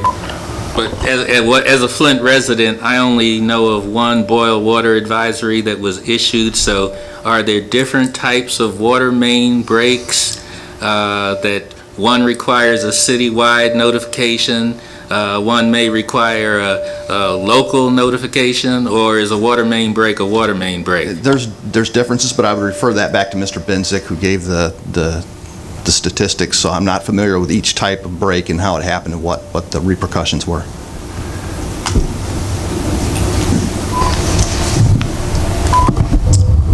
Thank you, Mr. Oswald. Yeah, there are different tiers of breaks, so it's dependent on the size of the depressurized zone, the time the water main's down. Sometimes we can't control the trench water, so it becomes a boil water notice. There's a AWWA specification that we go by to kind of warn you guys if we think there's an issue. The one that you're referring to was actually a massive depressurization. It's actually probably the largest depressurization or second largest that I've seen in my time at the city, so that's why that turned into a citywide boil water notice. We just didn't know exactly who all was affected and who wasn't. The majority of the other breaks have been small. They're just small breaks. We've had a rash of them. We haven't really identified what the cause is. It happened, so.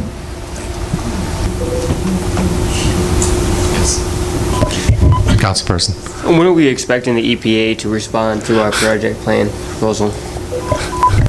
They are turning that around very quickly. I will find out. I don't have an exact date, but Do you I know know it's a typical, Eric, for this kind of thing? It's going to be probably a month, 30 days, 30 to 60 days. It is a priority for them, so they will get it turned around faster than the normal intended use plan.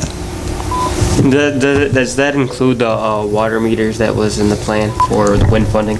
We don't know. As you know, the city stood behind, or the state stood behind the city as far as the eligibility of the water mains, or the water meters for the wind funding.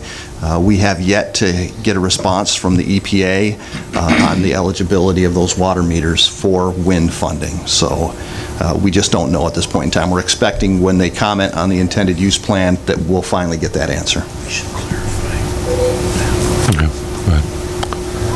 Eric, maybe you could clarify this a little bit, because I needed to understand why the EPA would not consider or initially consider the water meters. And my layperson's understanding, which maybe you can add to, is that our proposal talked to them about how important we needed the meters for billing and collection purposes, but really what's most critical to us is the ability to use the meters in place of hydraulic studies to be able to understand how the water is moving and if it is moving throughout the city to prevent the possibility of stagnation and contaminants. Is that correct?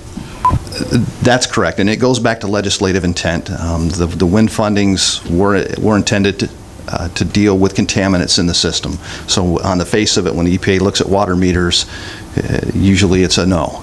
But because of the issues you demonstrated, as well as the revenue generation, we took that into a factor too. You can't fund a water system without proper revenue, and that has to do with contamination and things like that as well. So yeah, those are some of the things we're circling around back and forth. And then the argument was made through help from the city of Flint to argue that the water meters were indeed addressing a contamination issue. And so that's about a 2-page letter we sent to them backing up the city of Flint's request to use WIN funds for the water meters. Sir. Any other questions for DEQ on this? I just want to sneak in a question here. I'm thinking of seeing the lead and copper rule here, and I'm thinking about the sampling that will be going on throughout the state. How heavily, as a result of the revised lead and copper rules, how heavily will the procedures that are used or whatever that's being used to do pipe replacement in other cities rely on what we do here in Flint? Obviously, the new lead and copper rule requires every community to go back and review their system materials inventory, which is the baseline. So obviously, coming up with where your lead service lines are is critical, and that's what we're using the city of Flint. That's why we're so interested in the hydro excavation and the techniques that the city of Flint has learned from, and I think it's leading the nation in that. So the city of Flint has informed the new lead and copper rule. As you know, we're no longer a single first draw sample. We're taking a second draw that's intended to reflect what's in the service line and inform us on that. So the lessons learned in the city of Flint and the report that came out influenced the new lead and copper rule very heavily. So then I guess I would say then that we should be helping those other communities to know the difference between hydro excavation and traditional excavation, and making sure that anything that's being done in those communities, that Flint, that we're not trying to experiment here in Flint, and we're looking at the lower cost to help us drive what we do here in Flint, as we're looking forward to doing this in other communities. We're looking at an effective and efficient identification of service line material. Cost is a huge concern for the rest of the state. You've got small communities that are going to be doing this work on their own dime with very little help from the state. So we've got to come up with an effective and efficient method of identifying service line composition that is effective, that works, and that gives us a probability that we're going to identify these service lines properly. And so I just kindly ask that Flint's not the experiment that drives what you do in those communities, or that we're not driven to do something based on making sure or knowing what we're going to do in those communities. No, absolutely not. But the lessons learned in Flint, for instance, this conversation we're having about splices and where they occur and how they occur, will inform the rest of the state on where we ought to look for this with lead service lines. Absolutely. I've just been working with DEQ quite a bit on the formulation, both of the LCRs and how they implement them. There are a number of other cities that will be joined as sort of a best practices. How do we identify? Flint certainly being high among them, Grand Rapids, Kalamazoo, Lansing. There are a number of cities that we all have to look at best practices to determine. And to Eric's point on cost, for those of you who want to help us pay for lead service lines, contact your legislators and get them to support the Rebuild Michigan legislation that's out there that would set aside at this point $50 million a year for lead service line and other infrastructure replacements. Thank you for the opportunity to plug. Thanks. Yes, Councilperson. Yeah, getting back to that subject, I don't want to go back fully through it, but in regards, Rich, earlier you stated that you're in support of the best way to do this, and you said that thinking about doing the threading with the hydrovac. So what if the traditional is the best way to go? What's going to be the state's response, or how are you going to help the city of Flint get back doing that?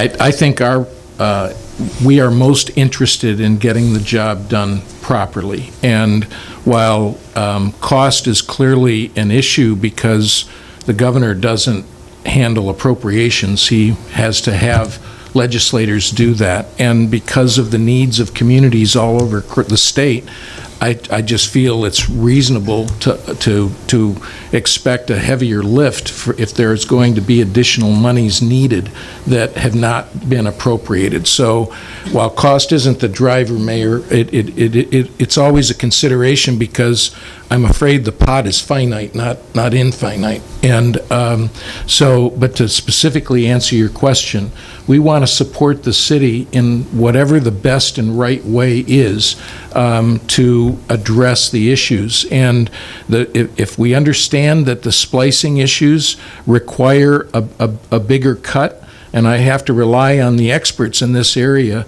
then we're going to support a bigger cut. And if that cut can be done with a hydrovac, and it still provides comfort, wonderful. If that's indeed safer, Jim, and I don't know, I'm not an engineer, but and not even the engineers always agree on everything.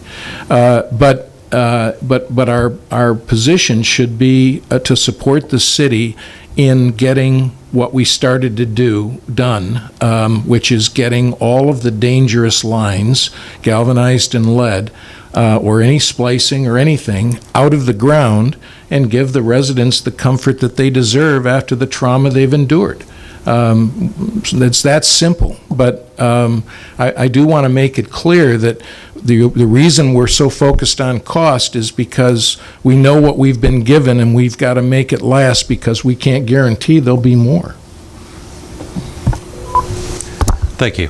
I think we're going to move on to new business. I would note that I've got 50 minutes on the agenda here, and there's some issues from Dr. Reynolds and Dr. Sullivan. I'm going to let Dr. Reynolds go first, but I'd like to sort of see if we can do this in 10 minutes, which gives us some wrap-up time.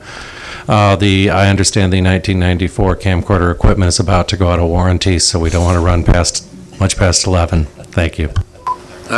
Thank you. I was willing to meet every month as opposed to every other month or every 3 months, but to that effort, the Fast Track program, I'm not giving a report. My question was, how will reports be released so there's at least a predictable pattern that we know on a certain day of the month there will be an update.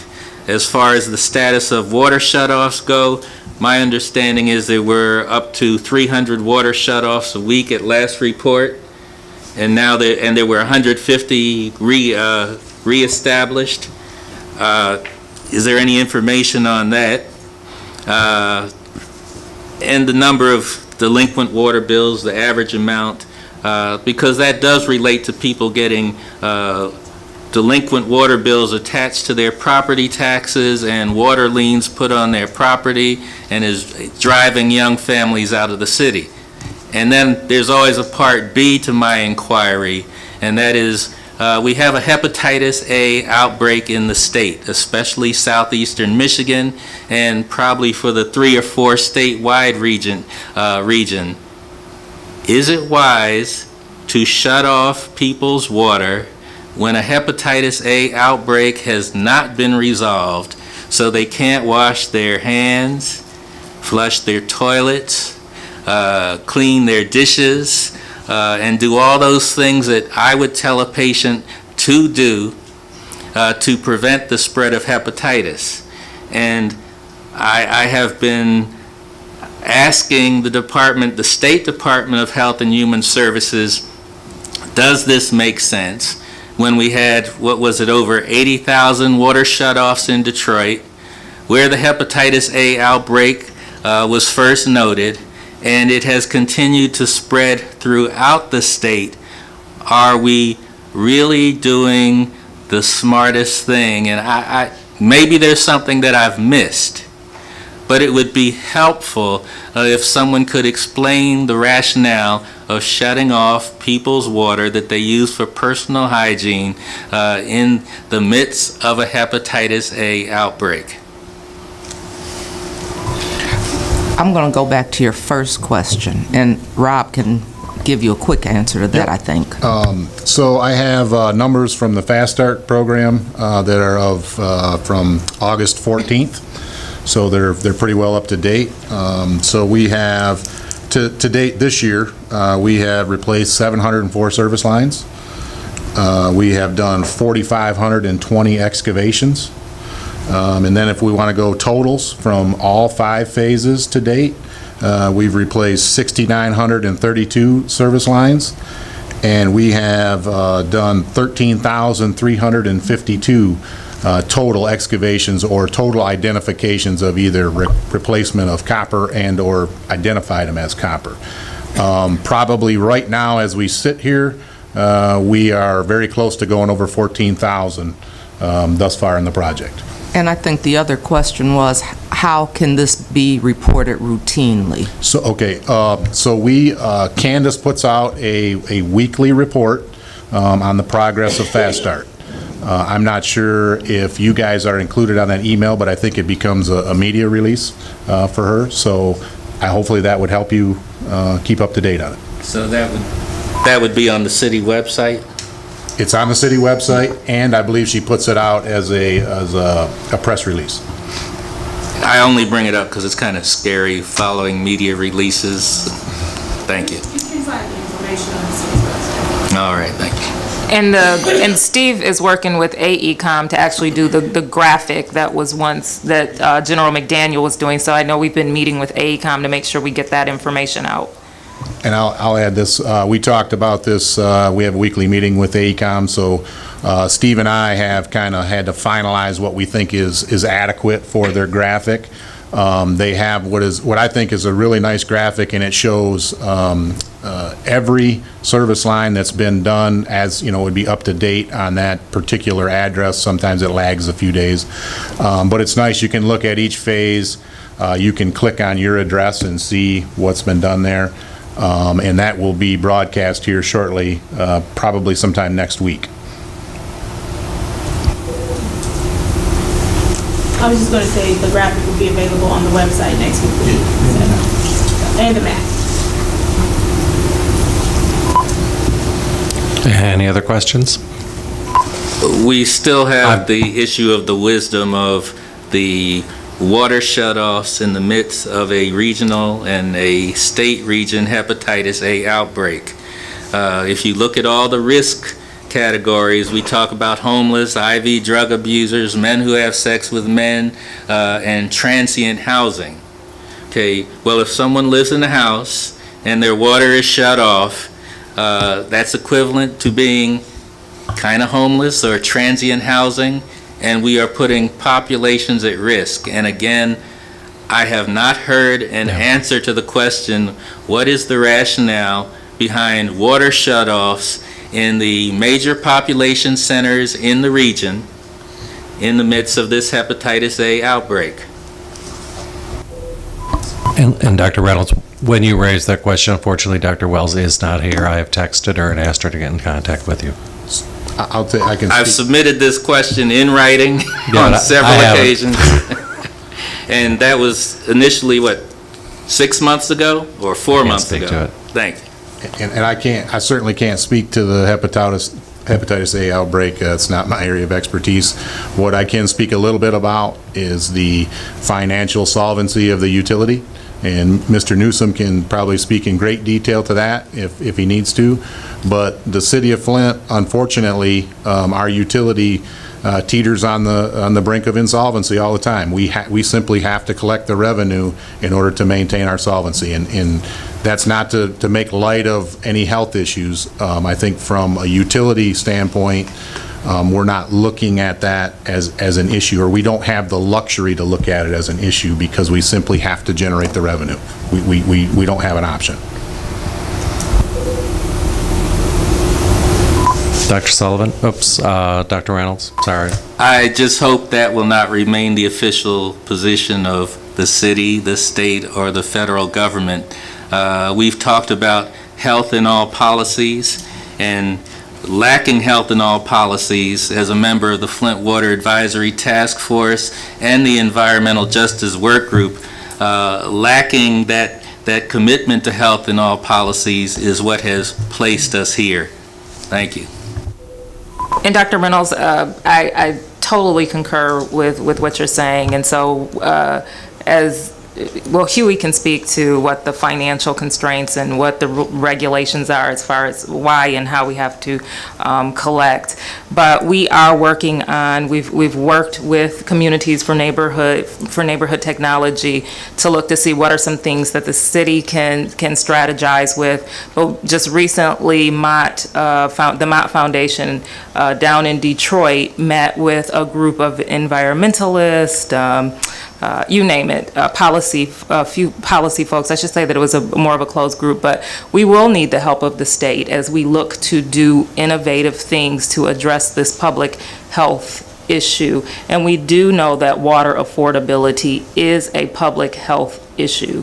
So we're trying to address our financial health as well as move as quickly as we can in trying to find ways that we can break through any laws or perceived laws that are out there that do not allow us to take into consideration things like health as it relates to turning off water. And I think the other issue for us is because we want public health first, and so that is our concern. But we do need financial help. We just got out of receivership, so we've been put in between a rock and a hard place, because if we don't pay our bills, I mean, no offense, but we like being on our own. And so, how do we do that as the city of Flint? And so that's why we're looking for help with that. And so I am anxious to see, you talked about state, federal, what will happen as a result of them stepping in. And that's where we are as well, because, we're walking a tightrope because, well, I'm looking at Huey. I will nod my head. I will definitely nod my head. I mean, we are definitely in a tight situation. I'm sorry, Dr. Sullivan. This is a perfect segue to the Water Rate Subcommittee. There you go. Which I had sent an email out, it was addressed to Harvey, asking for the last report of the Water Rate Subcommittee to be discussed again. It came out in February. 2 of the 6 recommendations explicitly state that funds and policies should be directed toward municipalities so that we could guarantee universal access and affordability to all members of the community, all citizens of the state. I don't think there's been any action done on these recommendations since February. I believe, and I think the mayor would concur, that as much as there was damage to the pipes and to the water in the city, there was damage done to our finances by the state through actions like predatory lending on bonds and such, that put our city in the position that it is, where Huey has to, make recommendations that, frankly, I think are inhumane. That we should be trying to increase our capacity to shut off people's water, that we should suggest that people whose neighbors aren't paying their bills should be billed for the neighbors who aren't paying their bills, so that we should try and pit the residents of Flint against one another in order to get funding to be able to do basic business, which we shouldn't be in a position to be having to do, that we're in this position financially because of the water crisis and other things that preceded it. But I don't see, this was an important set of recommendations. The people of Flint are in as bad shape financially as they are in the quality of their water, and those 2 things are acting against one another because they can't afford their water. The water's not moving. Because the water is not moving, the water's getting less healthy.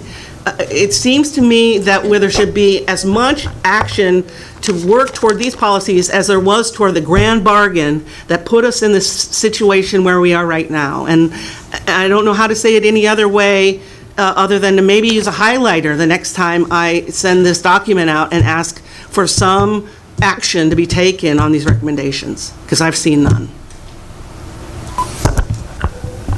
I believe, I was not on this subcommittee. I believe this was Harvey's chair subcommittee, so we will make sure it's on the next agenda and we're prepared to discuss. Mike, could I make Yep, Rich. I'd like to just make a couple of points. I don't remember the exact numbers, Dr. Sullivan, but prior to even the first emergency manager, the difference between Flint's wholesale cost of water and their retail selling of water was the highest in the state. Most places it was around 25% premium. Flint was about double. Now, I don't know exactly what happened during the years that Flint was under state oversight, but I don't expect that those numbers got any better. They probably got worse. But it is an important thing to note. I know people want to lay everything at the state's feet, and I get all of that. I just want people to understand that there were factors in place long before the first emergency manager came in that created financial exigency and did not help my hometown at all. The second thing I want to address Dr. Reynolds' issue. Dr. Reynolds, when we did the final GLEWA deal that City Council approved for the source water, the GLEWA had a water relief fund that I thought the city would qualify for. It turned out they didn't, so the state stepped up and provided $750,000, which would have been the amount that they would have gotten had they qualified. And I would suggest that maybe the medical community work with Huey's office on perhaps prioritizing how that water relief fund is used in medical situations versus just financial exigency situations. That's my only thought on that issue. I appreciate that, Rich, and I appreciate your always looking for a solution. But we're talking about two different things. We're talking about a public health emergency to which everybody is at risk versus a medical problem where someone has an established diagnosis or they come from a specific high-risk category.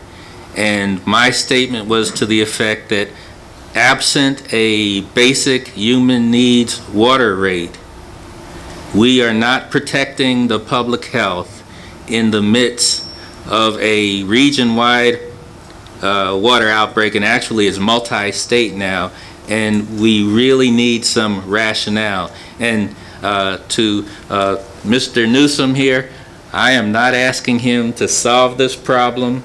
I really respect the work that he has done, but that's what we're talking about now is just like you cut off somebody's air when they're trying to breathe. I think humans and animals and plants, but let's restrict it to humans, need water. And to cut off people's water or use water as a commodity or use water as a way to generate revenue to make up deficits after the water reserve fund was depleted is problematic. I just want to say I agree with all of that, and I don't have a ready solution. I just simply had an idea that might allow some prioritization of limited funds that I know are there.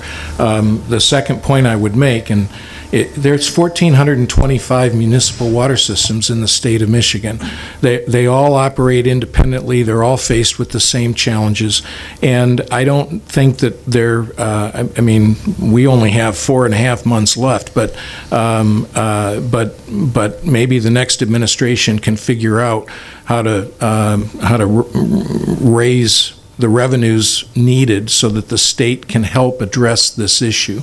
And as Mike said, we will, at least in the time that we have, make sure that there's some responsiveness by our chief medical officer.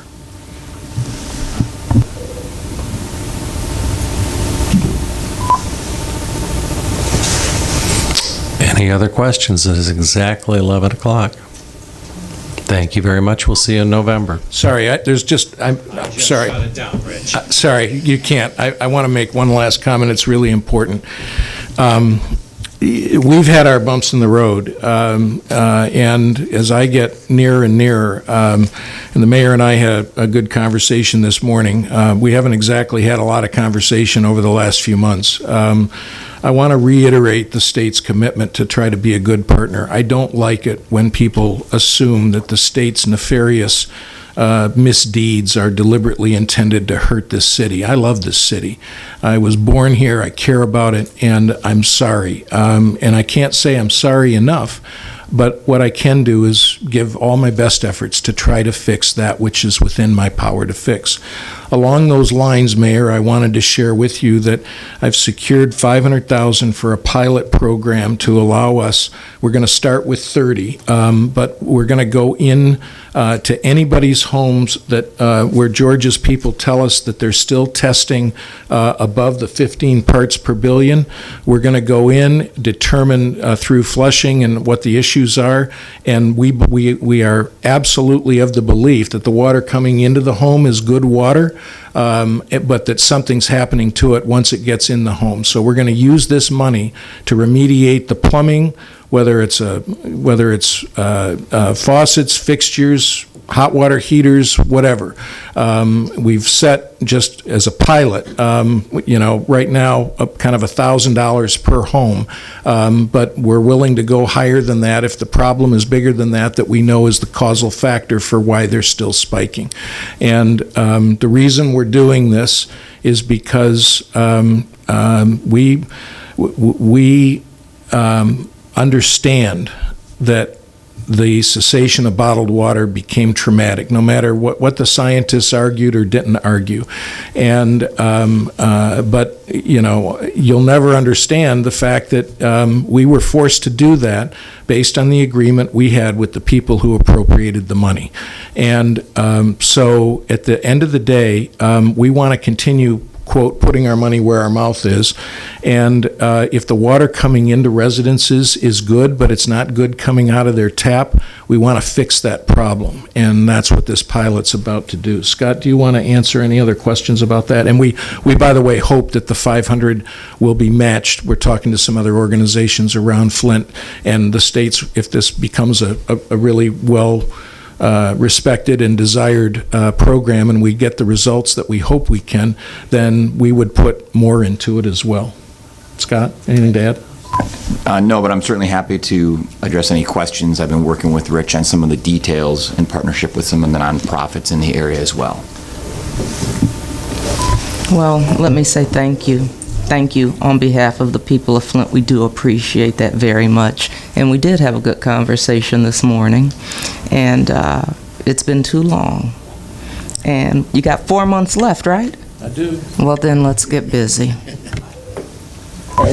Thanks, everybody.